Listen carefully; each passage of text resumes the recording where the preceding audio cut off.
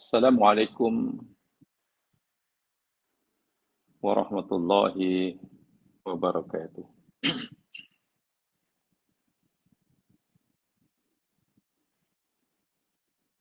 Innal hamdalillah nahmaduhu wa nasta'inuhu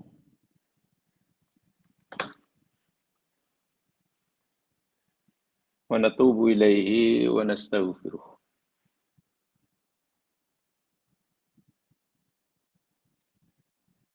Wa na'udzu billahi min syururi anfusina wa min sayyiati a'malina.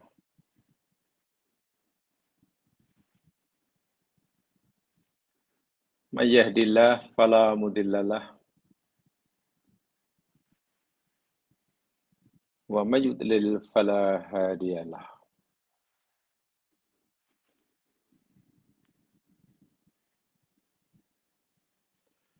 Asyhadu an la ilaha illallah wahdahu la syarika lah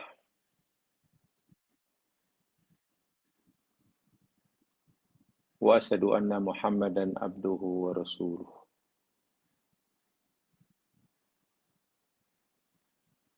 Allahumma salli ala Muhammad wa ala ali Muhammad.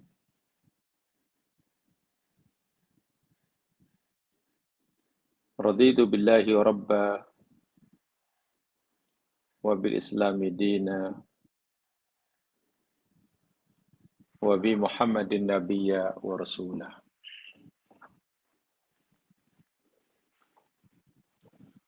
Bismillahilladzi la yadurru ma'asmihi syai'un fil ardi wala fis sama'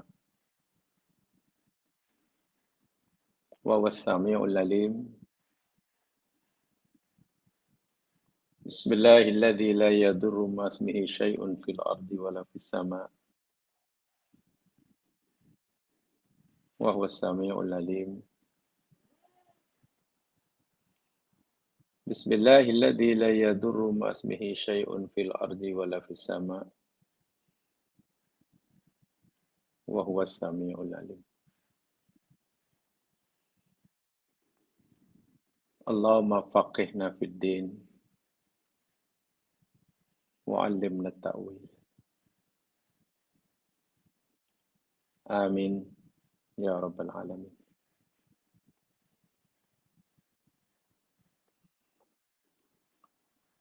Para pendengar yang dirahmati Allah sekalian,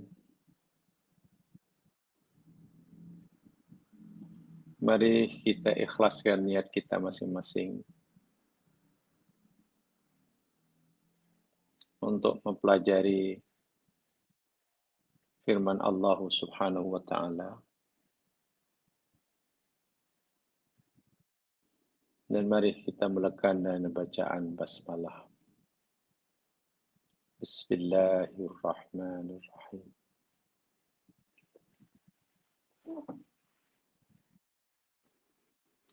InsyaAllah kita akan teruskan tadabbur kita surah Hud.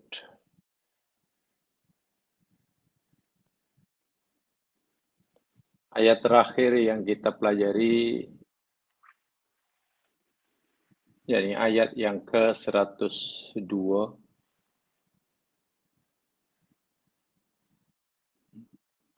Ayat yang ke-102, ayat terakhir.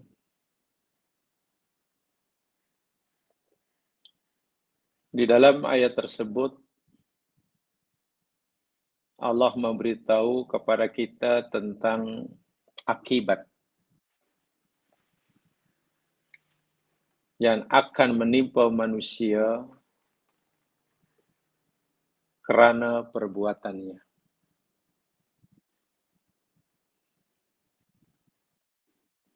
Kaum-kaum yang dibinasakan oleh Allah puluhan jumlahnya yang Allah beritahu pada kita. Azab yang Allah timpakan itu sebagai bentuk keadilan. Itu merupakan manifestasi daripada sifat al-adlu. yang dimiliki oleh Allah Subhanahu wa taala.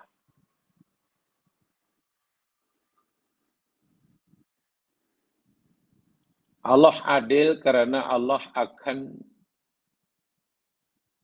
timpakan kepada mereka hambanya balasan sesuai dengan amal perbuatannya. Jika amal perbuatannya itu derhaka, maksiat, maka balasan yang diberikannya adalah siksa. Dan begitu sebaliknya. Sebab itu,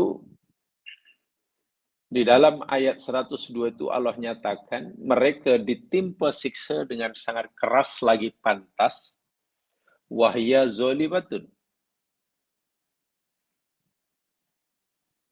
Dalam keadaan mereka zalim. Kalimat wahya zolimatun paling tidak memberikan pengajaran yang pertama,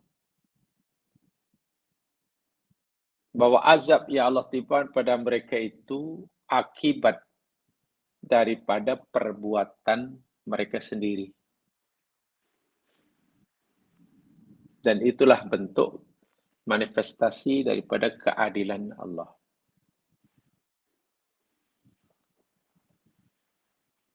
Dan yang keduanya, itu merupakan bukti kerugian yang amat dahsyat bagi mereka.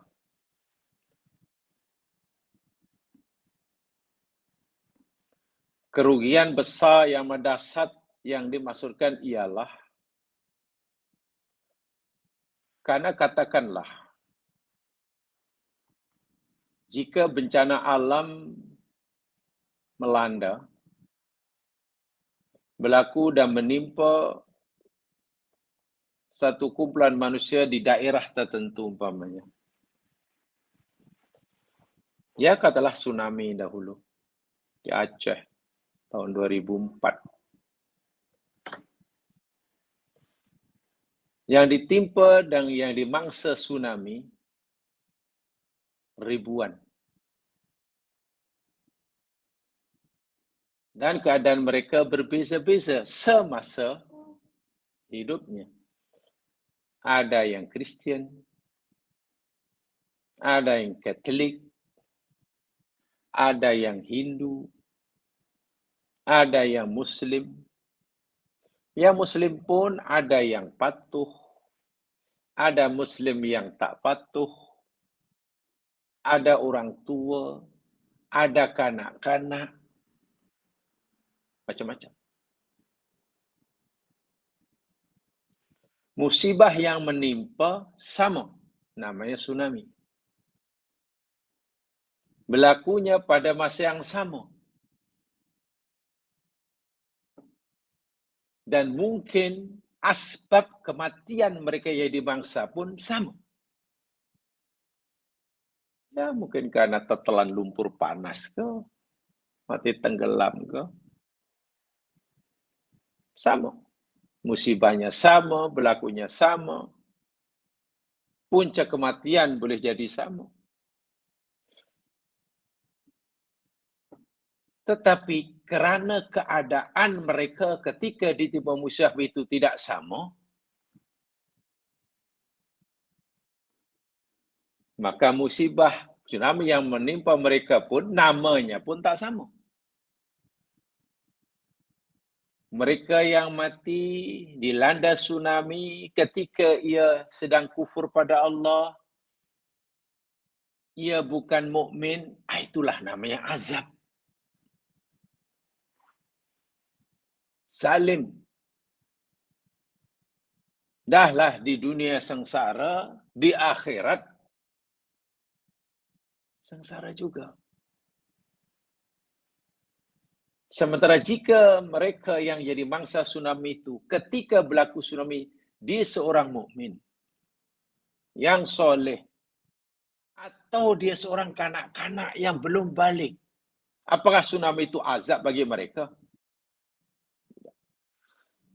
Walaupun mungkin kematiannya sama. Sama-sama menyakitkan kelihatannya dari segi zahir. Apa kita boleh kata bahawa tsunami yang menimpa orang-orang yang baik dan mereka anak-anak kita namakan sebagai azab Allah? Tidak boleh. Sebagai bukti kemurkaan Allah? Juga tidak boleh. Bahkan saya percaya, ramai di antara mereka yang matinya mati syahid. Dan itu tanda sayang Allah pada mereka. Jadi azab yang menimpa seseorang berlaku di muka bumi ini dalam satu masa yang sama. Ia akan berbeza, boleh jadi yang musibah yang berlaku itu penuh dengan azab, boleh jadi musibah yang berlaku itu penuh dengan rahmat. Bergantung kepada siapa yang ditimpa. Dalam ayat ini, bencana yang menimpa kaum tersebut, azab 100%. Dari mana kita tahu? Allah sendiri kata, wahya zalimatun. Ketika mereka ditimpa azab, mereka zalim. Sedang zalim. Kafir, musyrik, azablah. Pengajaran yang boleh kita ambil. Memang tidak salah kita takut dan tak mahu. Kita khawatir ditimpa musibah. Boleh. Boleh khawatir. Boleh kita mohon pada Allah agar Allah elakkan kita daripada musibah. Boleh. Takut ia berlaku pun boleh. Tapi ada sesuatu yang lebih patut, lebih layak untuk kita takutkan daripada musibah itu sendiri. Apa? Keadaan kita ketika berlaku musibah. Itu yang patut kita khawatirkan. Karena bila musibah menimpa orang yang sedang baik, soleh, musibah itu rahmat.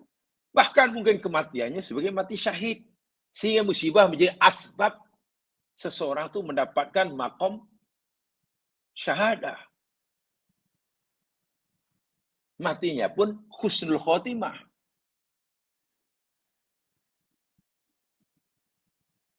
Sementara, bila seseorang semasa tiba musibah itu dalam keadaan tidak baik, melakukan maksiat, nah itulah azab. Dan jika mati, wa'iyadzubillah su'ul khotimah. Jadi yang patut kita khawatirkan, yang patut selalu kita ambil berat, keadaan kita ketika berlaku musibah. Itu yang perlu kita jaga. Sebab itulah sudah sewajibnya bagi kita untuk terus berusaha sentiasa berada dalam keadaan yang diridhoi oleh Allah, sama ada pagi atau petang, siang atau malam, senang atau susah, sakit atau sehat. Karena memang itu yang patut kita khawatirkan.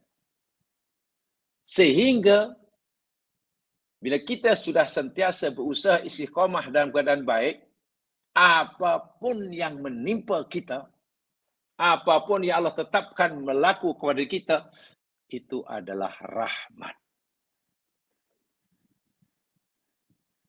Jika kita ditimpa sakit pun, itu adalah rahmat. Karena kita sedang jadi hamba-Nya baik. Jika Allah bagi kita sihat pun, itu adalah rahmat. Sebaliknya, bila kita dalam keadaan tidak baik menurut Allah, kita bukan orang yang untuk jadi orang soleh, tapi kita istiqomah jadi orang salah. Bila sakit menimpa kita, itu azab. Bila sehat yang Allah berikan pada kita, walhal kita dalam keadaan salah, Itu namanya istidraj. Ini bagi saya pengajaran yang sangat mustahak pada kita. Saya ulangi, bahwa kita ada rasa takut kepada musibah, tak nak ditimpa musibah, sentiasa berdoa agar tak musibah, boleh. Tak ada masalah. Tapi kalau kita takut berlaku musibah, ada yang lebih patut kita takutkan. Apa dia? Keadaan kita semasa ditimpa musibah. Kita dalam keadaan zolimahkah? Atau dalam keadaan solihah?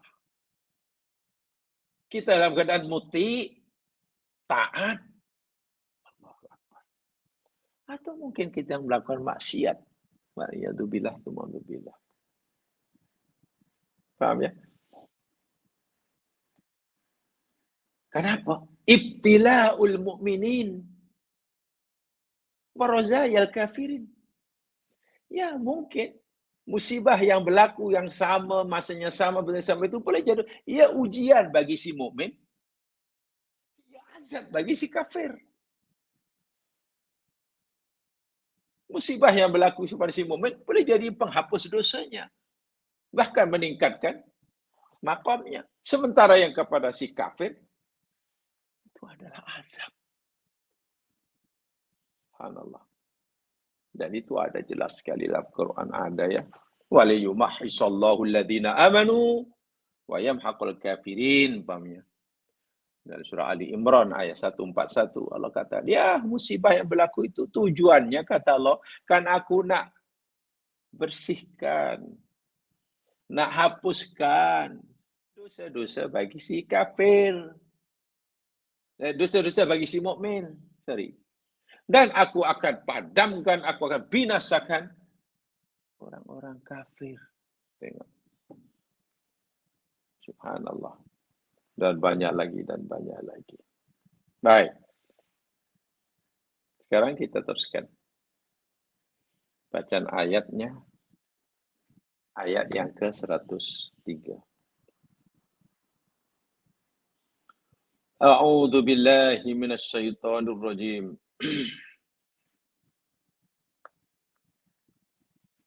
Inna fi dzalika laayatan liman khafa 'adzabal akhirah.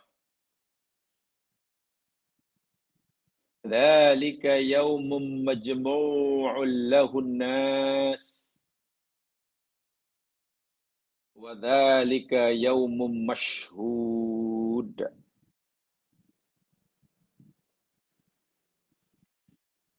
Inna sesungguhnya fi dzalika pada itu, pada kejadian yang Allah sebutkan, peristiwa yang Allah ceritakan yang telah menimpa umat-umat sebelum kita itu, semua itulah. Mula daripada zaman Nabi Nuh AS berlaku taufan besar, menimpa kaum Nabi Hud, Nabi Saleh, Nabi Musa, seterusnya lah. Berbagai kaum, Nabi Lut, Nabi Ibrahim. Semua itu la ayah. Adalah tanda. Bukti kebenaran. Allah. Bukti keadilan. Perbuatan Allah. Bukti bahawa tingkah laku kita setiap saat ini diperhatikan oleh Allah yang mencipta kita. Kemudian dia akan diberikan balasan sesuai dengan amal perbuatan kita. Dan balasan itu boleh jadi kita masih di dunia ini dan yang pasti nanti di akhirat. Ayat. Bukti nyata. Kita boleh kata ayat di sini berlaku bencana itu adalah bahwa Allah berkuasa. Boleh. Ayat bukti bahwa Allah tu maha bijaksana. Boleh. Betul. Bukti bahwa Allah maha adil. Silakan. Allah tidak sebutkan ayat bagi apa, tapi yang pasti bukti-bukti kebijaksanaan Allah, bukti keadaan Allah, bukti bahwa amalan kita ini diambil kira, bukti bahwa kita ini tidak boleh buat sesuka hati. Liman khafa adzabal akhirah. Bagi siapa yang takut akan azab akhirat. Artinya bagi mereka yang tak ada rasa takut kepada akhirat, bencana alam yang berlaku setiap saat di muka bumi ini, sebagai balasan Allah kepada mereka yang menderhakainya, ingatan Allah pada mereka yang lupa, ya, tidak memberi kesan apa-apa. Tidak memberi kesan apa-apa. Kenapa ia peringatan yang sangat keras, tanda yang sangat jelas bagi orang yang takut akhirat, azab akhirat? Begini ya sekalian, azab dunia berupa bencana alam sekalipun, alam yang paling dahsyat sekalipun, itu paling dahsyat orang itu mati. Ya, mati. Apapun bentuknya musibah itu, mau banjir besar ke, tanah runtuh ke, gunung berapi ke, angin puting beliung ke, sambar petir ke, sajalah, kebuluran ke, paling dahsyat mati. Dan bila mati, azab dunia itu berhenti. Karena orang itu sudah tidak lagi berada di sini, sudah masuk ke alam barzah. Alam barzah itu yakni muqaddimah, pertama daripada alam akhirat. Kalau azab di dunia, teguran di dunia sedasar ataupun paling tinggi orang itu mati, dan bila mati azab itu berhenti, nanti di sana. Bila orang diazab, azab itu tidak akan berhenti. Tak akan ada penamatnya. Karena mereka yang diazab itu hidup kekal. Tidak akan ada matinya. Sekarang, kalau azab di dunia pun kita takut, berusaha untuk mengelak, hal paling dahsyat pun, bila kita akan mati dan bila mati azab itu berhenti, takkan azab akhirat.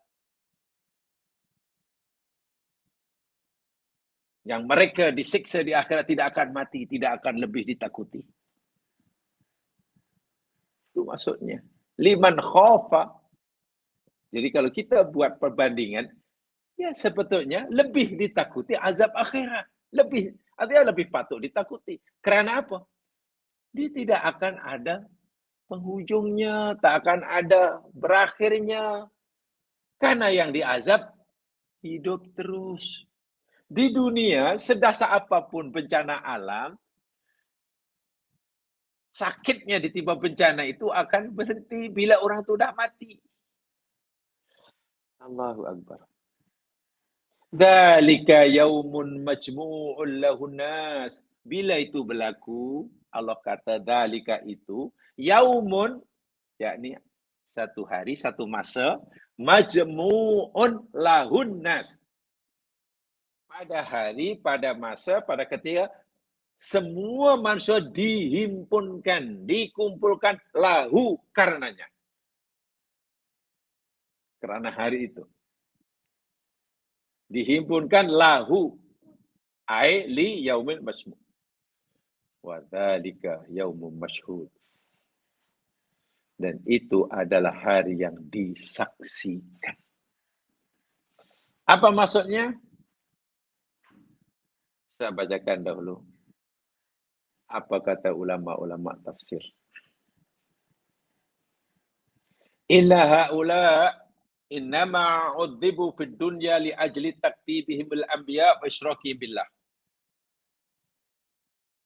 Sesungguhnya orang-orang tersebut, kaum-kaum yang Allah ceritakan mereka dibinasakan di dunia ini, hanya saja mereka disiksa di dunia itu kerana oleh sebab mereka itu mendustakan para nabi dan utusan Allah. oleh kerana mereka itu syirik kepada Allah. Jelas itu. Nah, fa idza udibu fid dunya ala dzalik wa hiya darul amal. Dan apabila mereka itu disiksa sedemikian rupa di dunia, sedangkan dunia ini darul amal, tempat untuk kita beramal. Fali ayya wadabu alaih fil akhirah alati hiya darul jaza kana aula. Maka jika mereka nanti di akhirat akan disiksa, itu lebih layak, lebih logik karena di akhirat itu negeri balasan. Apa maksudnya? Saya dikasih begini. Kalau mereka di dunia pun dah disiksa, sekarang dunia ini darul amal. Tempat untuk beramal. Masa ia bekerja, beramal, berusaha, itu pun dah disiksa. Karena mereka menolak Nabi, mereka syirik pada Allah, apatah lagi di akhirat. Akhirat bukan negeri amal. Akhirat itu darul jaza. Maka lebih layak, lebih patut, lebih logik. Mereka akan disiksa. Sebab kalau akal kita akan kata begini, ya. Iyalah, kita ni masih bekerja pun dah disiksa. Kita ni masih baru pada tingkat pada period beramal. Itu pun dah disiksa. Sekarang ni tempat beramal pun dah kena siksa. Macam mana nanti di sana? Yang di sana bukan negeri beramal tapi negeri balasan. Ya pastilah. Ini dia. Secara umumnya begitu maksudnya. Baik. Apa kata Imam As-Sa'di? Saya bacakan tafsir beliau ya. Imam As-Sa'di kata inna fi dzalika, kalimah inna fi dzalika itu ay al-mazkur, maknanya perkara-perkara atau kisah-kisah para nabi dan umatnya yang Allah cintakan dalam ayat sebelumnya. Min ahdhihi lizalimin. Contohnya ini karena Allah siksa mereka orang yang zalim. Siksaan Allah timbal pada orang zalim itu bi anwa'il uqubat, dengan pelbagai macam bentuk siksaan. Banjir besar ke, puting beliung ke, tenggelamkan di bumi ke, sambar petir ke, macam-macam lah. Lihatlah ayah liman khafa adzabal akhirah. Itu adalah ayat, itu adalah pengajaran, itu adalah ibrah, itu adalah dalil, itu bukti yang nyata bagi orang yang takutkan negeri akhirat. Ala ana ala dzulmi wal ijram lahumul uqubah ad-dunyawiyah wal uqubah al-ukhrawiyah. Bahwasanya orang-orang yang pelaku-pelaku kezaliman dan pelaku-pelaku jenayah, maksiat, bagi mereka azab dunia pun ada, azab akhirat pun ada. Idan takola, apabila mereka sudah berpindah dari negeri sini ke sana. Dalam bahasa yang agak kasar, jelas, menakutkan. Di sini disiksa, ketika mereka disiksa, dan ketika siksa di sini telah tamat, mereka berganti kepada siksa yang kedua, yang lebih dahsyat. Jadi dia menunggu siksaan yang akan datang di akhirat dalam keadaan tersiksa di dunia. Itu kan betul-betul Allahu Akbar walillahil hamd. Sebenarnya. Ketika mereka menunggu untuk disiksa di akhirat, di dunia mereka sudah tersiksa. Jadi menunggu siksaan dalam keadaan siksa.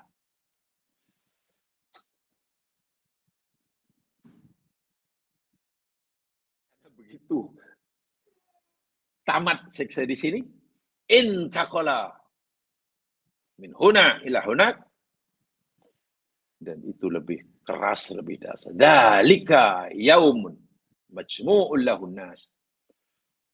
Bila masanya, kata Sa'di menyemuraikan ayat ini, yakni pada hari Jumi'u, mereka semua dihimpunkan li ajli dzalika yaum. Semua manusia dihimpunkan kerana hari tersebut. Sehingga tidak ada yang terlepas, tercicir. Semua manusia. Mulai pada manusia pertama hingga manusia yang terakhir. Dengan pelbagai sifat dan amalnya. Untuk apa ya dihimpunkan semua? Oh, lil mujazah. Mereka dihimpunkan untuk menerima atau untuk diberikan balasan sesuai dengan amalnya. Wal yadhharu lahum min 'azamatillahi wa sultanih wa 'adlihil 'azim ma bihi ya'rifunahu haqqal ma'rifah.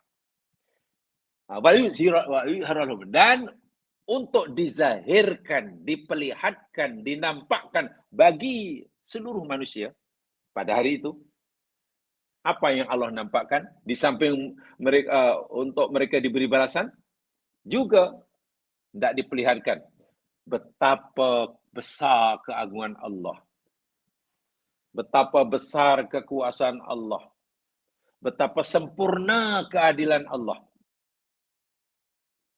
sehingga mereka benar-benar dapat meyakini dengan seyakin-yakinnya, mengetahui dengan sebenar-benarnya. Di dunia, orang-orang seperti ini tidak nampak kebesaran Allah, tidak nampak keadilan Allah, bahkan janji Allah didustakan. Mereka baru akan dapat melihat dengan yakin, seyakin-yakinnya di sana. Oh, memang rupanya Allah Maha Adil. Rupanya Allah Maha Agung. Kebesarannya tidak dapat dinafi. Depan mata di sana. Tapi minta maaf, keyakinan yang sangat jitu terhadap kebesaran Allah seperti itu tidak memberi apa manfaat buat mereka karena sudah terlambat. Wadzalika yaumum mashhud. Itulah hari yang disaksikan. Kata Imam As-Sa'di, yashhaduhullahu wa malaikatuhu wa jami'ul makhluqin. Hari yang disaksi oleh Allah, disaksi oleh para malaikatnya, disaksi oleh seluruh makhluknya tanpa kecuali. Okeylah. Di dunia dahulu, ketika Allah siksa di dunia karena kezaliman, karena maksiatnya, yang tahu, yang nampak jiran-jirannya saja. Yang perasan kawan-kawannya saja. Kita kan tidak tahu, jemaah sekalian. Ada hamba Allah yang derhaka disiksa oleh Allah di belahan bumi. Jauh dari kita, kita tak tahu, tak perasan pun. Tak rasa apa-apa pun. Tapi di akhirat semua orang, semua makhluk melihat dan menyaksikan. Malaikat menyaksikan. Itu namanya yaumun mashhud. Sehingga benar-benar semua makhluk masa itu bukan sekadar meyakini, tapi juga dapat merasai betapa Allah itu Maha Adil. Keadaan Allah di dunia mereka tidak rasa. Kalaupun ada orang yakin akan keadaan Allah di dunia, kadang tidak dapat merasakan keadaan Allah. Sudah yakin bahwa ada tapi belum dapat merasainya. Yakin Allah Maha Pengasih tapi belum dapat merasai kasih sayang Allah. Boleh jadi. Masa senang, masa sehat, segala usaha dijayakan, doa dikabulkan. Lalu ditanya, awak yakin Allah Maha Pengasih, Maha Penyayang, Maha Adil? Saya yakin. Allah Maha Adil, Maha Pengasih. Adakah sekarang anda sedang merasakan keadilan Allah dan kasih Allah? Ya, saya sedang benar-benar merasakan bahwa keadilan Allah. Maklum, sehat, senang. Doa makbul. Ketika sakit, susah, jatuh miskin. Doa macam tidak didengar oleh Allah. Usaha gagal. Lalu ditanya, anda yakin Allah Maha Adil? Ya, sebagai orang Muslim saya yakin Allah Maha Adil. Sebagai orang Muslim saya yakin Allah Maha Pengasih, Maha Penyayang. Bagus. Apakah ini bermakna sekarang Anda sedang merasakan keadilan Allah? Adakah sekarang Anda sedang merasakan kasih sayang Allah? Kalau ditanya itu mungkin kita tak boleh jawab tuh. Gimana ya? Takkan nak kata Allah Maha merasakan, tapi buktinya saya susah terus, tak pernah senang. Sakit, tak pernah sehat. Tapi nak tuduh Allah tak ada, takut. Takut dosa. Nak tuduh Allah tak ada, takut dosa. Tapi kalau ditanya adakah merasakan keadaan Allah, macam tak rasa. Nah, mana iman kita ni belum mantap. Nak kata Allah tak Maha Pengasih, tak berani, takut dosa. Allah tu Rahman Rahim. Tapi nak ditanya, adakah Anda merasakan kasih Allah dalam keadaan awak seperti ini? Macam susah.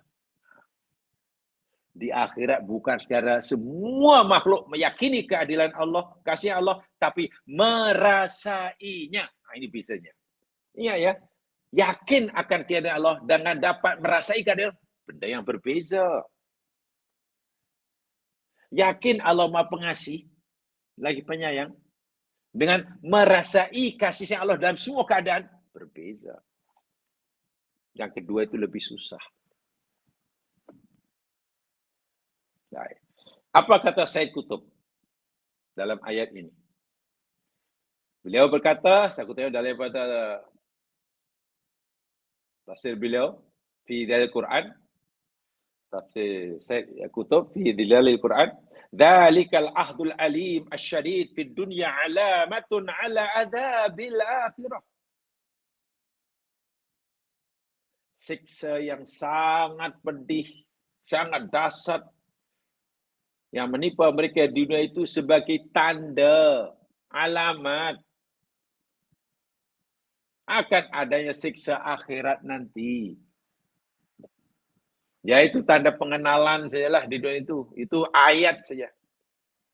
Yaraha mayakhafuna adzabal akhirah, yang dapat dilihat akan keniscayaan adanya azab akhirat melalui azab dunia hanya oleh mereka yang benar-benar takut azab akhirat.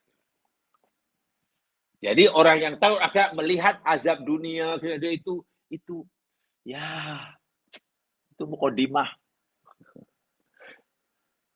Itu isyarat akan adanya azab yang lebih berat. Ay alladzina hatta huwa basairuhum yudriku anna alladhi ya'khudhul qura bidzulmihim fi hadhil hayatid dunya sa'khudhu biha bil akhirah. Orang-orang yang tahu azab akhirat ini mana orang-orang yang terbuka mata hatinya. Tufattah. Terbuka, basair, mata hati. Sehingga dengan terbukanya mata hati mereka, mereka dapat melihat, mengetahui bahawa zat yang mampu menimpakan azab kepada kaum-kaum di dunia ini, kaum-kaum yang neraka dunia ini, dia juga berkuasa dan mampu menimpakan azab pada mereka dengan sebab dosa mereka di akhirat kelak. Kalaulah Allah berkuasa menimpakan azab pada mereka di dunia, sedangkan mereka di dunia itu darul amal, maka pasti Allah akan lebih mampu ibaratnya. Lebih mudah menimpakan azab pada mereka di akhirat, karena akhirat itu darul jaza. Kembali pada yang saya katakan awal tadi. Sehingga bila itu cara sudut pandangnya, fayakhafu ala hadal azab. Mereka akan lebih takut azab akhirat. Bukan azab dunia tidak takut. Azab dunia takut, azab lagi dia takut. Wa huna yu'baru siyaq bil qalbil bashari min masahidil ardi ila masahidil qiyamah. Saya Qutb agaknya mengarah kita, menarik kita kepada pemahaman yang lebih hakiki. Dari sini kita dalam mengambil iktibar Bahwasanya apa saya berlaku di dunia yang nampak dengan mata zahir, mata kepala, yang boleh dilihat dengan mata, didengar oleh telinga, itu adalah juga bukti akan kewujudan benda yang sama di akhirat, tapi melihatnya dengan mata batin, mata hati. Azab ataupun nikmat di dunia, kita melihatnya dengan panca indera. Karena bersifat zahir, musyahadah. Adapun azab akhirat, nikmat akhirat, kita mesti melihatnya dengan, kalau kita yakin, dengan basyirah, mata hati. Mata hati. Dan Quran tidaklah akan sentiasa memandu kita untuk memadukan ini. Apa yang Anda lihat situ? Kita jadikan ia wasilah, pemudah cara, pembentang jalan untuk kita memahami, meyakini keniscayaan, kepastian adanya hari akhirat. Dzalika yaumum majmu'un lahun nas wa dzalika yaum mashhud. Seperti mana dinyatakan di atas tadi. Kata saya tutup. Kata Dr. Said Tontowi dalam ketafsirnya At-Tafsirul Al-Wasit. Beliau berkata, liman khafa adzabal akhirah, bagi orang yang takut akan azab akhirat dalam ayat tadi, li'annahu wal muntafi' bil ibrah wal 'idat li sidqil imanihi.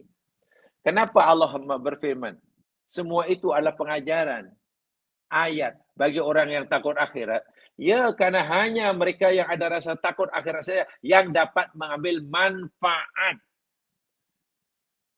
dengan ibrah, dengan pengajaran.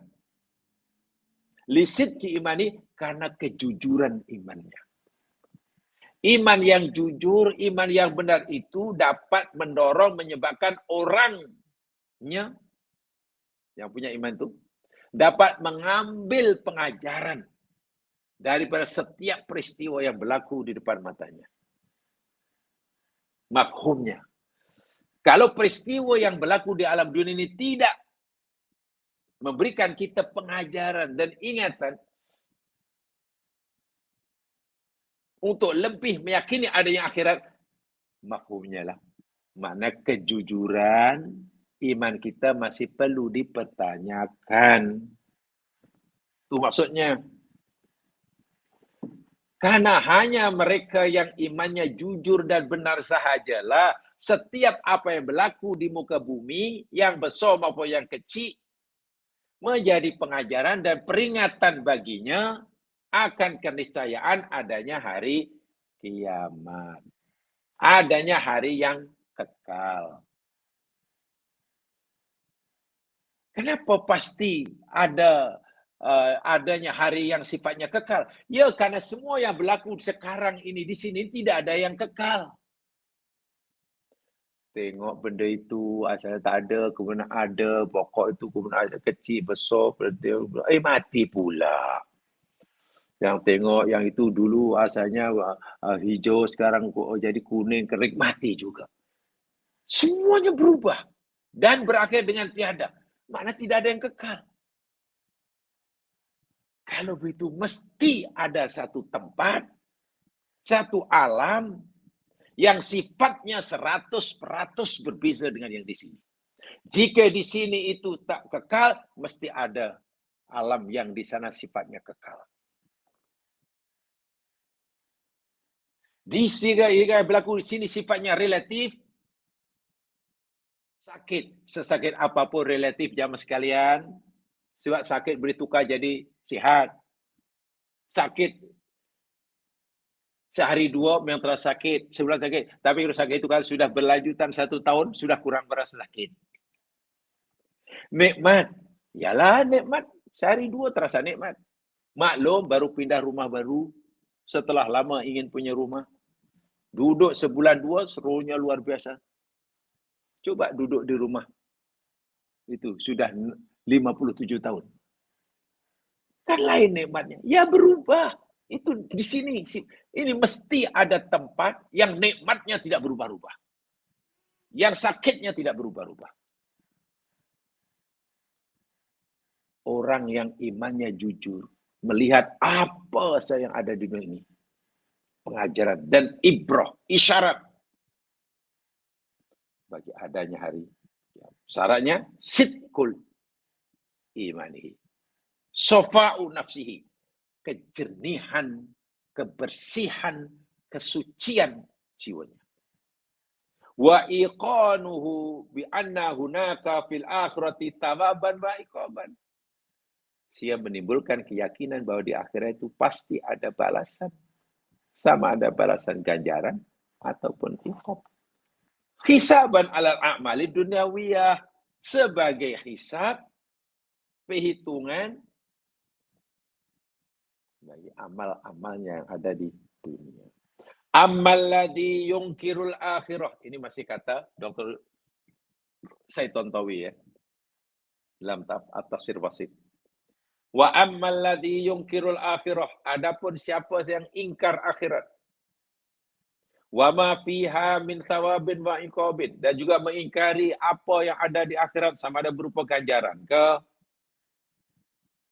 berupa balasan siksa ke fa innahu la yu'tabaru bima asabat dzalimin min adzabi dunyawi. Maka orang tidak langsung mengambil apa-apa pengajaran daripada bencana, musibah, adab yang Allah timpakan pada orang zalim di dunia. Kisah dihancurkannya Fir'aun dengan empire-nya, ya baginya tidak memberi apa-apa pengajaran. Itu kisah, ya ada saja kisah. Tapi sama ada, kita sudah tahu kisah itu. Bahkan kita boleh bicarakan pada alif hingga ya. Pertanyaannya, seberapa besar kesan kisah itu dalam hati kita, dalam usaha kita untuk meningkatkan keimanan pada akhirat? Ini yang ditanyakan oleh ayat ini. Kisah kaum Nabi Lut dihancurkan.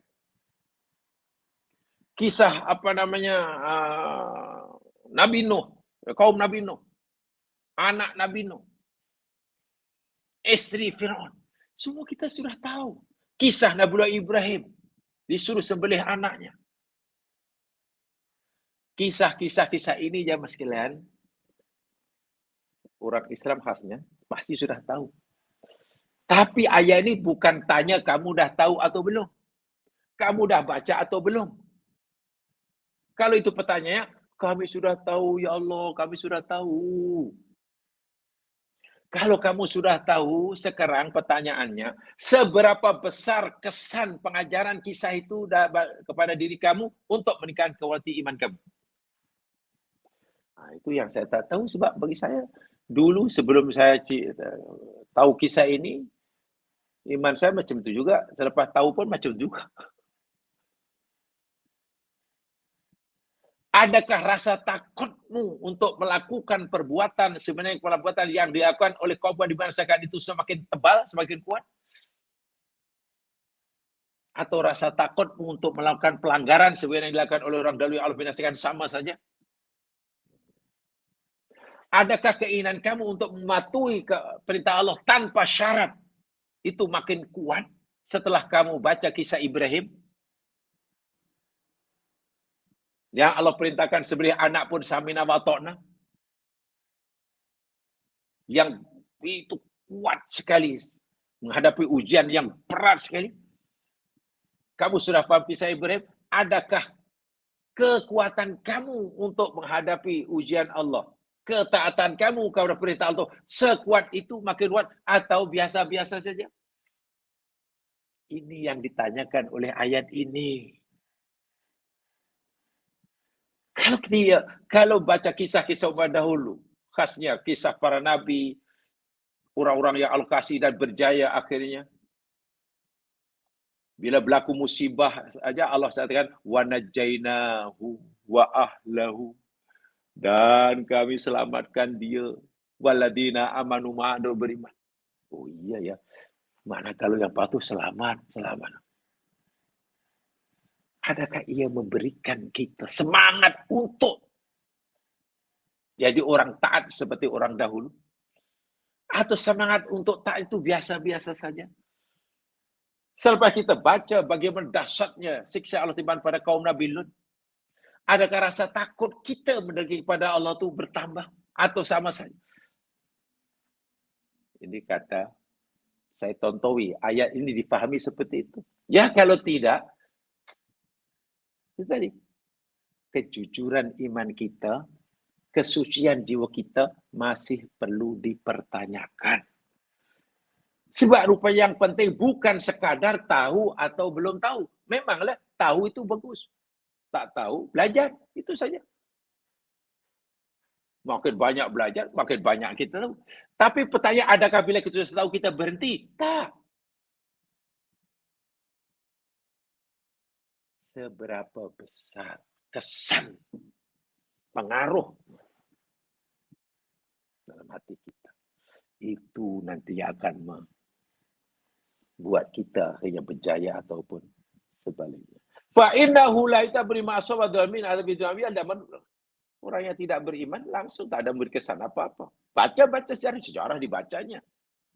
Kisah Nabi dibacanya. Oh ya, oh macam itu dulu ya.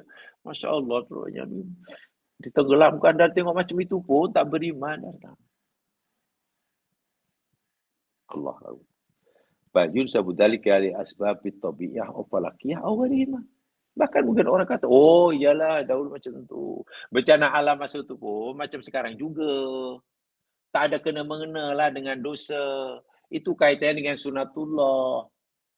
Kaitan dengan sunatullah. Memanglah berlaku macam itu ribut. Karena memanglah perubahan iklim. Karena memang ada perubahan climate change kan. Belum pernah change macam itulah. Dah tak jadi biasalah.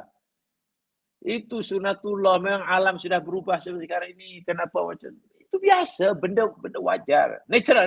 Allahu Akbar. Kalau itu dianggap natural tak tahulah. Tidak ada kaitan dengan dosa, tapi kaitan dengan asbab tabi'iyah. Faktor alamiah. Faktor falakiyah. Atau yang lain. La alaqah laha bi kufri madhimatu yani. Tak ada kena langsung dengan kederakan mereka, dengan dosa mereka. Tak ada. Tak payahlah. Apa kena mengena dengan perbuatan maksiat dengan bencana alam? Apa kena mengena? Tak ada kena mengena. Maksiat. Banjir. Apa kena mengena? Gempa bumi. Apa kena mengena dengan orang tak salat? Kemarau panjang. Ya memang begitu sunatullahnya lah. Sebab tabi'i macam tu. Sealam semula jadi. Apa kena-mena dengan orang banyak menipu? Kalau banyak pembohongan, banyak orang tipu, banyak orang pura-pura, banyak orang gaduh, maka bumi pun tak selesa untuk didiami. Air bumi pun batuk-batuk. Apa kena-mengena? Tak ada kena-mengena dengan dosa lah. Malang sekali. Kalaulah orang yang beriman tapi punya cara berpikir seperti itu. Waliyadzubillah. Itu pemahaman yang bagi saya sangat tegas dan sinikal oleh seorang mufassir kini, almarhum Dr. Said Tontowi, mantan Syekhul Azhar, dalam tafsirnya Al-Wasit, At-Tafsirul Wasit. Li'annal khaif min adabil akhirah, kata beliau, ya karena orang yang takut akan azab akhirat itu, indama yara ma hala bil mujrimina fi dunya min iqabin, setiap kali dia melihat bencana azab yang Allah timpakan pada orang yang berdosa di dunia ini, yasdadu imanan ala imani. Imannya akan semakin bertambah. Wa tasdiqan ala tasdiqihi. Sifatnya yang suka membenarkan kepada apa saja yang Allah sampaikan makin bertambah.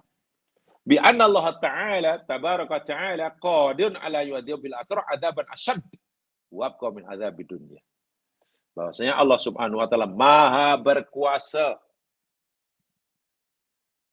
untuk memberikan azab kepada mereka ini di akhirat lebih dahsyat dan lebih kekal daripada azab yang Allah timpakan di dunia. Bila masanya? Yaumun majmu'un lahun nas. Pada hari kiamat, hari di mana seluruh manusia dihimpunkan karenanya. Yaumun masyhud, yakni hari yang disaksikan. Ingat ya, yaumun majmu'un lahu, lam ada lam. Lam itu dalam bahasa tata bahasa Arab itu namanya lam taklil ya Mas kalian. Jadi pada hari semua manusia dikumpul karenanya. Nah, kalau bukan karena hari kiamat itu, manusia belum dihimpunkan seperti itu. Di dunia memang ada hari berkumpul, contohnya pada Arafah 2 juta orang. Tapi kan baru 2 juta. Seluruh orang muslim pun belum dikumpulkan di padang Arafah. Belum. Apalagi orang kafir memang tidak boleh. Pertanyaan, bila semua manusia daripada manusia pertama hingga terakhir dihimpunkan dalam satu masa, dalam satu waktu, dalam satu tempat. Nanti hari kiamat. Jadi hari kiamat itu hari yang dicipta oleh Allah, dikehendaki kewujudannya. Salah satu asbabnya, salah satu asbabnya seluruh manusia tanpa kecuali, mulai pada manusia pertama yang terakhir, yang baik ataupun yang tak baik, dihimpunkan di tempat yang sama, pada masa yang sama, di alam yang sama, tidak lagi berbeza.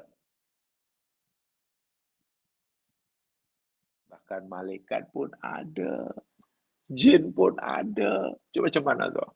Sekarang ini, ialah jin memang ada, malaikat ada, kita ada, tapi kan berbeza alam. Alam kita dengan alam mereka berbeza dimensi. Bila nak kumpul, alamnya pun berbeza. Nah, untuk membolehkan ketiga-tiga makhluk, khasnya makhluk yang berakal inilah, manusia, jin dan malaikat, dihimpunkan di tempat yang sama. Masya Allah. Jadi tidak ada lagi sekatan-sekatan, tidak lagi sempadan-sempadan antara alam kita, jin dan malaikat. Tak ada bisa. Karena alam akhirat itu alam yang dimensinya sama. Ketika semua makhluk dihimpunkan, masyhud, disaksi. Jadi tidak ada lagi yang rahasia-rahasia. Alam sekatan-sekatan tidak ada. Bahasa mudahnya ya, ini bukan bahasa yang betul-betul, juga bahasa mudah. Katalah sekarang ini kita malaikat dan jin ini katalah berada di satu bangunan, katalah duduk di satu rumah besar, rumah banglo. Biliknya banyak. Setiap bilik itu adalah dinding, sekat. Jadi siapa yang duduk di bilik situ tak nampak orang yang duduk di bilik yang lain, tak tahu. Bahkan dia pun tak tahu yang di luar sana ada bilik lain dan juga ada penghuninya, tak tahu. Maklum, tapi berada dalam bangunan yang sama. Orang yang ada bilik, dia tak tahu di luar sana ada bilik lain yang juga ada penghuninya. Itu. Sekarang jika bilik-bilik itu sudah dirobohkan, dinding bilik sudah dirobohkan, sehingga tidak ada lagi bilik. Ada hanya bangunan besar satu. Semua yang tinggal di tempat itu yang sebenarnya tidak saling melihat, bahkan tidak saling mengetahui, walaupun mempercayai, sekarang berada di tempat yang sama tanpa ada sekatan. Wah, rupanya engkau ada. Oh, rupanya engkau. Rupanya. Bahasa mudahnya begitulah. Bila sekatan-sekatan sudah penghalang-penghalang sudah ditiadakan. Dan itu alam akhirat. Mereka berada di alam yang sama dimensi. Sehingga masyhud. Di sini ada yang masyhud, ada yang ghairu masyhud. Sekarang ini. Menariknya ada lam tuh. Kerana. Tujuan diadakan itu karena semua makhluk tidak dihimpunkan. Pada masa yang sama, di tempat yang sama, tanpa ada lagi sempadan, ada pendinding pembatas. Dan itu adalah hari kiamat. Bahkan Imam Al-Qasimi, tafsir beliau yakni Mahasinul Ta'wil. Imam Al-Qasimi mengarang tafsir namanya Mahasinul Ta'wil. Beliau menyatakan yashaduhul awwalun wal akhirun ahlus sama wal ard. Yaumul Masyur itu kata Imam Al-Qasimi yakni pada hari itu disaksikan oleh generasi awal, generasi kemudian, disaksikan oleh penghuni langit, juga disaksikan oleh penghuni bumi. Itu yang saya katakan, tidak ada lagi sekatan, sempadan, dinding-dinding pembatas. Maknanya, ya, subhanallah, tentu lebih dahsyat. Saya katakan tadi, di dunia bila ada orang disiksa, dan di situ kata yang menyaksikan 10 orang tersiksa tu, tersiksa, sakit. Siksa itu menyakitkan badannya, tapi juga jiwanya, karena diketahui oleh 10 orang. Sebaliknya, jika orang itu siksa dan itu menyakitkan badan dan disaksikan oleh 1000 orang, lagi menyakitkan. Karena harga dirinya hancur karena disaksikan oleh 1000. Bagaimana kalau orang itu disiksa, disebat 10 kali di dalam stadium, dibuat siaran langsung, disaksikan oleh mata secara langsung sebanyak 80.000 mata, dan jutaan orang di negeri itu karena ada siaran langsung. Bukan hanya sebatannya sahaja yang hancur, yang rasa sakit, jemaah sekalian. Jiwanya pasti tersiksa. Rupanya, kenapa? Aku sedang disiksa sedasar ini, disaksikan oleh jutaan orang. Tersiksa. Siksanya bertambah. Ini tidak setakat itu. Bukankah tubuh adanya hancur berkecai di akhirat? Pulih semula. Disaksi oleh seluruh makhluk, termasuk ahli langit, ahli bumi, malaikat, jin. Situ bila Allah kata adab akhir itu asyaddu wa abqa, lebih keras dan lebih kekal. Memang begitu penjelasannya. Itu saya tonton. Ya. Baik. Kalau dah seperti itu dan tiba masa itu, bagaimana nanti? Agak-agak bila benda itu berlaku? Peristiwa itu berlaku bila agaknya? Dah lambat lagi ke? Atau mungkin tak lama lagi ke? Atau bolehkah kita mohon agar Allah tangguhkan masanya? Atau bolehkah kita mohon pada Allah agar Allah segerakan masa berlakunya? Allah jawab dalam ayat 104. Wa ma nu'akhiruhu illa li ajalin ma'dud.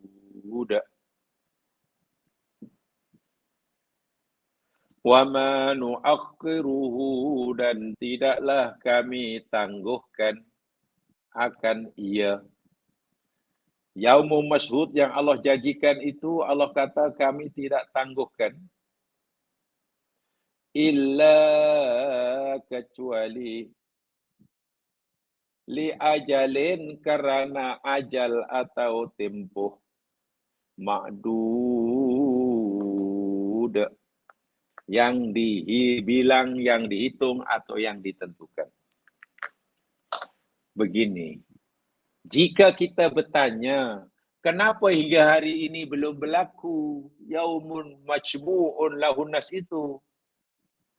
Tok nenek moyang dahulu telah dijanjikan, diberi peringatan ayat ini. Hingga mereka mati, tak datang pun, tak tiba pun, tak berlaku pun. Kita hari ini dijanjikan dengan Yaumun majmu'u lahun nas. Mau masuk. Tak berlaku pun. Jangan-jangan kita hingga kita mati pun tak lagi terjadi. Betul ke peringatan ini?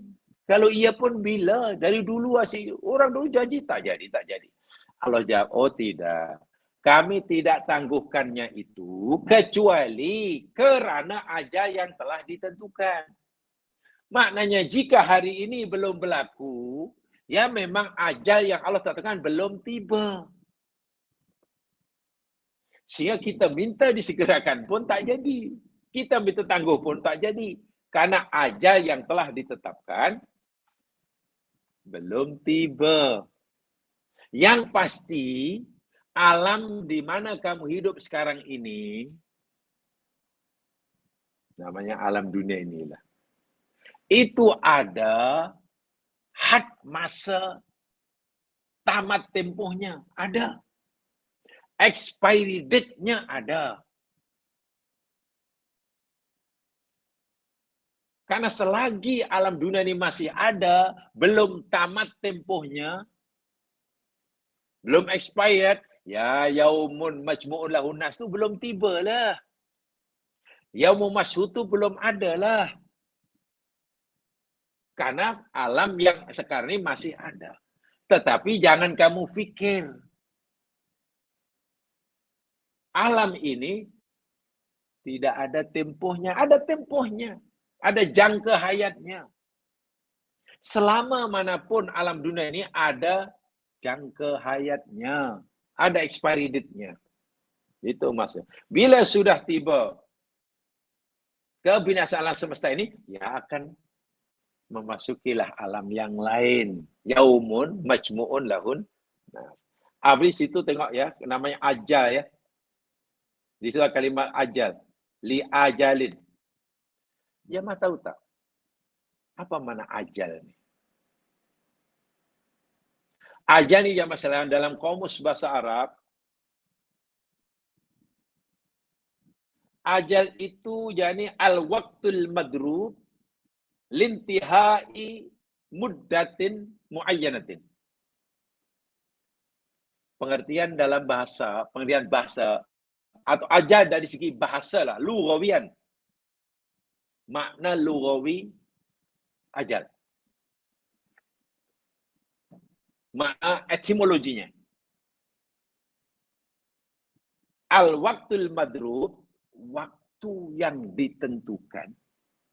Waktu yang diadakan, waktu yang dibuat lintihai muddatin muayyanah. Bagi berakhirnya waktu yang ditentukan. Waktu yang ditetapkan untuk menentukan berakhirnya waktu yang ditentukan. Itu aja. Kita ada paspor, katakanlah. Baru buat paspor itu tulis 5 tahun. Hari ini 2 Disember. Mulalah. Nanti akan berakhir. Matilah. Waktu yang ditentukan oleh Jabatan Immigration 2 Disember tahun 2000 berapa kali 5 tahun? 28. 2 Disember 2008. Nah, ditetapkan 2 Desember 2028. Itu namanya al-waqtul madrub. Waktu yang ditetapkan dalam paspor, jangka hayatnya. Bagi menunjukkan tamatnya tempoh tersebut. Itulah ajal. Ya 5 tahun itu aja. Apakah bermakna ini? Ya ini bermakna paspor kita tidak akan berlaku selama-lamanya. Driving license kita tidak akan berlaku selama-lamanya. Road tax yang dalam kendaraan kita tidak akan berlaku karena sudah diletakkan ajalnya. Dan segala sesuatu itu Allah tekan ajalnya. Alam semesta Allah dah tetapkan masanya berapa lama jangka hayatnya. Jika hari ini alam belum binasa, maknanya ajalnya belum tiba. Jangka hayatnya masih berlaku. Berapa lama lagi? Wallahu a'lam. ajal. Jadi fa'ajalul insan, jadi kalau katalah ajal manusia, mana al-waqtul muhaddad linkidai umrihi. Ajal manusia maknanya masa yang Allah telah tetapkan bagi menunjukkan berakhirnya umur, peruntukan umur yang Allah berikan.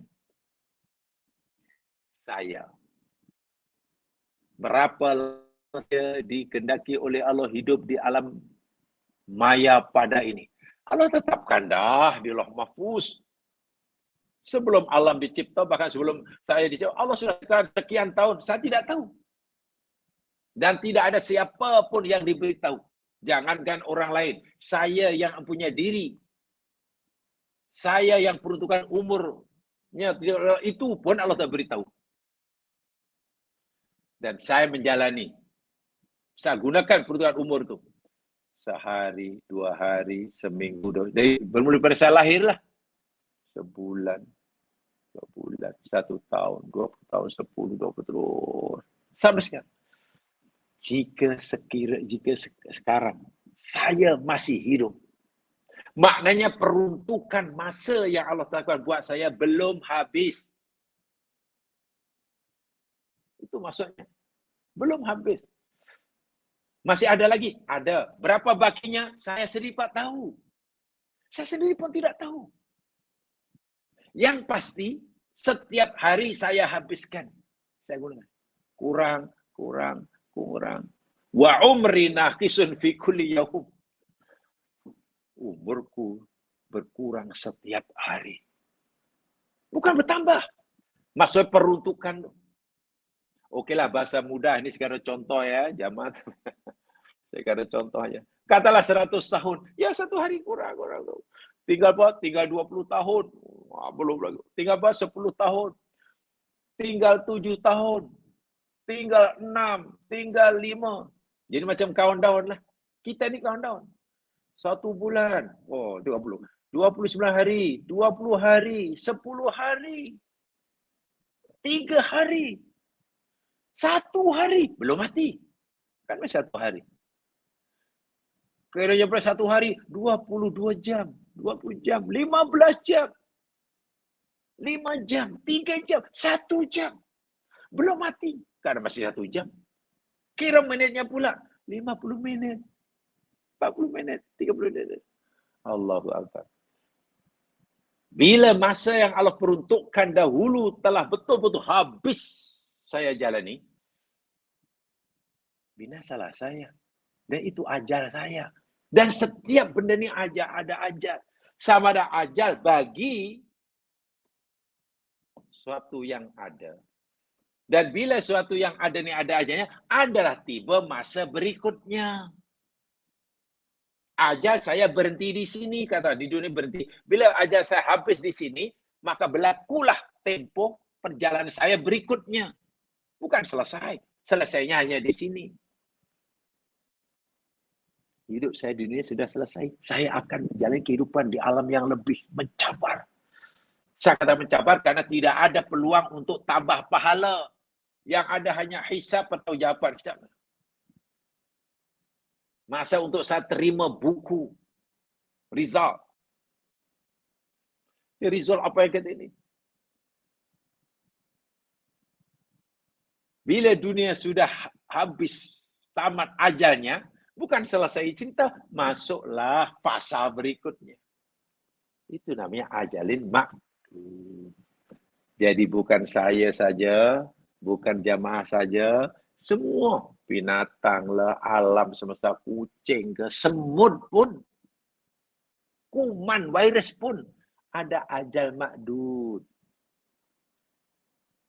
Jadi tak perlu disekat. Jadi jangan hanya karena belum tiba masanya, sehingga seakan-akan ia bersifat kekal. Tak ada yang kekal. Alam dan isi yang diciptakan memang bukan untuk kekal. Itu mana ajal. Ghayatul waqti. Berakhirnya masa. Sawa'un fil maut.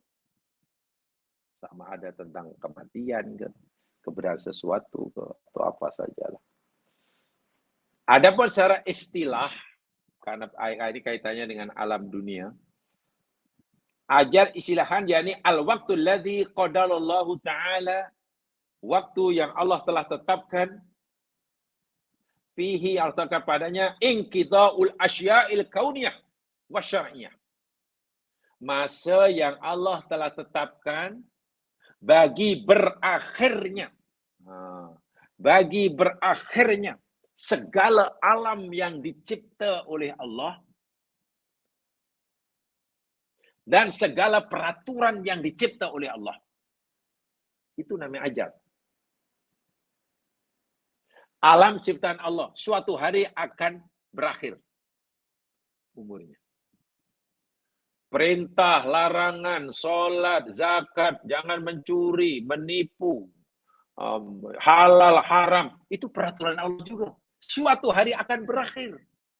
Sekarang masih berjalan. Wajib kita patuhi. Ini wajib.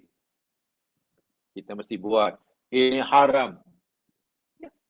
Suatu saat ya, tempoh berlakunya peraturan syara ini pun akan berakhir bila sudah tiba ajalnya. Ya, bila alam dunia sudah hancur, masuk semua alam barzah, mana ada lagi halal haram lagi? Ada malaikat bagi tahu kepada orang-orang yang tinggal di alam barzah. Allah suruh beritahu mereka, ya ayyuhalladzina amanu, wahai orang beriman di alam barzah, la tubtilu shadaqatikum bil manni wal adha. Jangan kamu batalkan sedekah kamu dengan ungkitan dan cacian. Mana ada lagi? Ungkitan dan cacian itu membatalkan syahadah. Bila kamu lakukan syahadah batal, itu berlaku di sini. Bila alam dunia sudah berakhir, hukum hakam Allah pun sudah berakhir. Jadi tak ada lagi, wahai kamu, jangan kamu dekati anak yatim. Mana ada? Wahai kamu, aqimus shalah. Tiba-tiba ada aqimus shalah di padang mahsyar. Bahwa ada mereka yang di alam barzah masih solat, itu betul. Bahwa ada di antara mereka yang sekarang berada di alam barzah masih solat, itu betul adanya. Tapi solatnya bukan solat taklifi, bukan. Itu kisah sahih, itu dalam hadis sahih. Kisah Isra Mi'raj, Nabi melihat Nabi Muhammad SAW ketika melihat Nabi Musa sholat di kuburnya. Nah, itu menarik, hadis itu menarik. Ya. Hadisnya sahih, hanya cara memahaminya aja yang kena betul ya. Sebab gini jamaah sekalian, seringkali saya tak kata selalu ya, seringkali atau perbezaan pahaman nih, kadang bukan pasal dalilnya. Kalau pasal ada atau tiada dalil memang berbeda pendapat. Berpendapat ada dalilnya. B berpendapat tak ada dalil.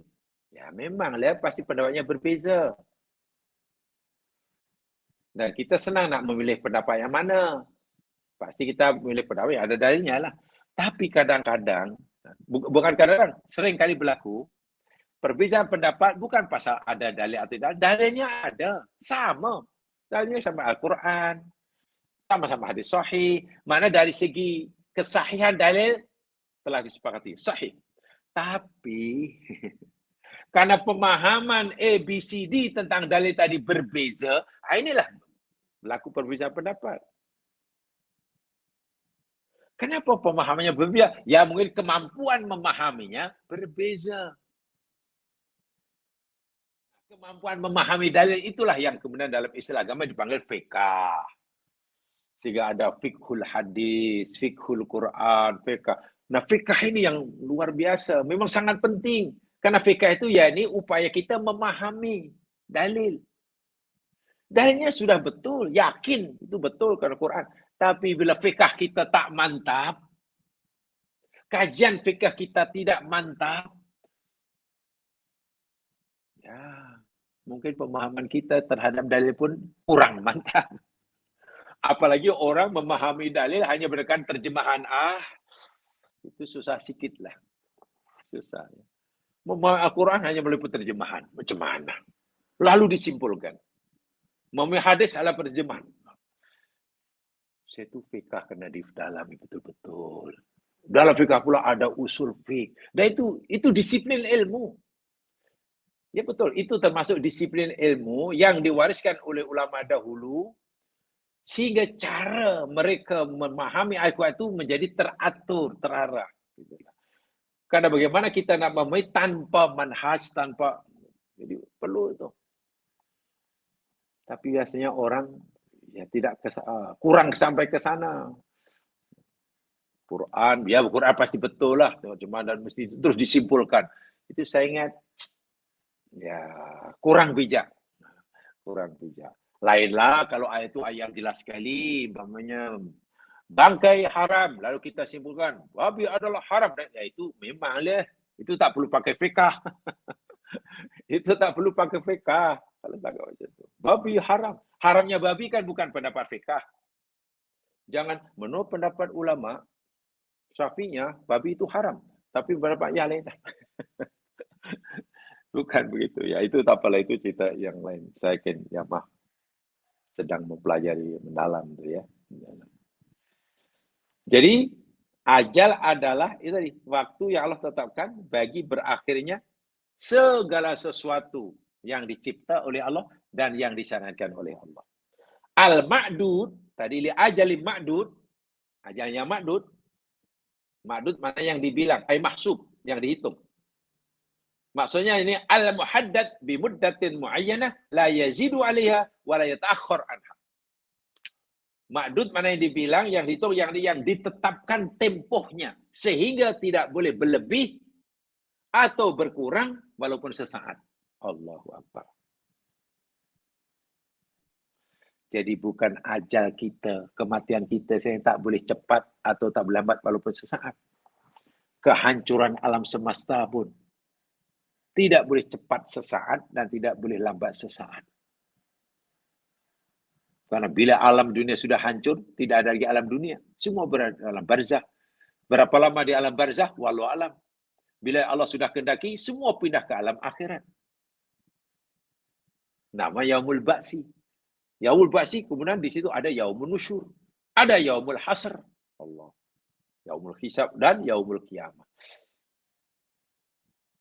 Jadi bila sudah sampai di alam barzah nanti, nak ingat dunia, nak balik dunia. Dunia mana? Dunia sudah hancur. Dah tak ada. Bila semua orang dah masuk alam barzah pun, dunia ini sudah tidak ada. Hanya saat kehancurannya, ajalun ma'dudun. Berdasarkan tempoh yang telah ditetapkan hingga tak boleh cepat atau tak boleh lambat walaupun sesaat. Ya mas sekalian, nampaknya itu saja yang saya sampaikan pada hari ini dan memberi manfaat bagi saya menyampaikan. Alhamdulillah kalau kita dapat dikongsi bersama, kurang lebihnya mohon dimaafkan. Subhanakallahumma bihamdika asyhadu an la ilaha illa anta astaghfiruka wa atubu ilaik. A'udzu billahi minasyaitonir rajim. Wal 'asri innal insana lafi khusr illa alladziina aamanu wa 'amilus shalihaati wa tawassaw bil haqqi wa tawassaw bis sabr. Assalamualaikum warahmatullahi